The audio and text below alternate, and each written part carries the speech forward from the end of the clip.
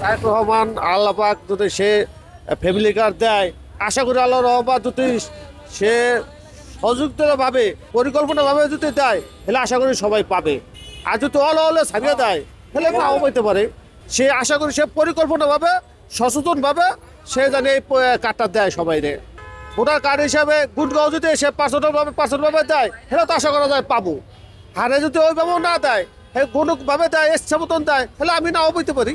সে সারা এটা বুঝি মনে হয় সে কিছু পয়সা করে দিব, শেষ করে হে তারা 4 কোটি লোক রে হে ফ্যামিলি কার্ড দিবে, এটা আমার বিশ্বাস। আরে সে বিছলেই দিব, সেটা সে যদি আমি বলি যে কোন ধরনের লেভেলের লোক, সেটা তো হবে না। সেই তত্ত্বটা করে সে বিছলাই দিবে যে এই ফ্যামিলি কার্ড কে পাইতে পারে। আরে ভাই সেটা তো আমাকে মতন দিন মজুরি তো পাবে।